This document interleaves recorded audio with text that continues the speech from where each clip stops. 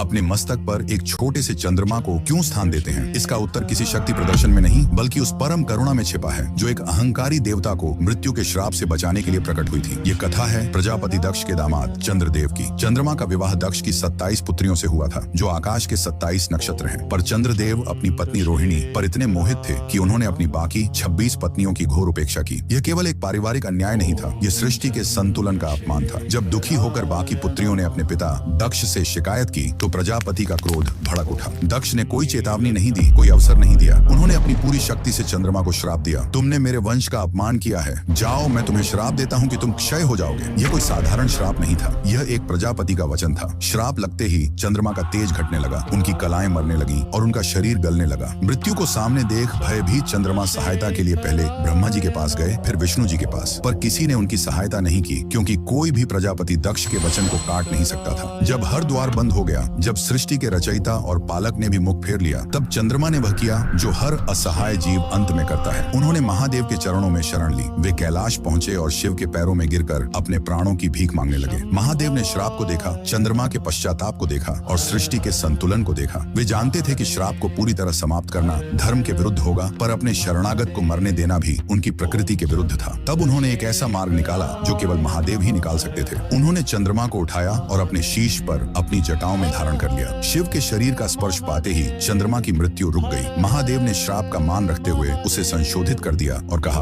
दक्ष का वचन व्यर्थ नहीं जाएगा। तुम 15 दिन क्षीण होगे, पर अगले 15 दिन मेरी ऊर्जा से तुम पुनः पूर्ण हो जाओगे। उसी दिन से कृष्ण पक्ष और शुक्ल पक्ष का चक्र आरंभ हुआ। वह अर्धचंद्र महादेव के मस्तक पर एक आभूषण नहीं बल्कि एक वचन है। यह वचन है कि जो कोई भी, चाहे वह कितना भी दोषी क्यों न हो, यदि सच्चे पश्चाताप के साथ उनकी शरण में आता है तो वे उसे मृत्यु के मुख से भी निकाल लाते हैं। वह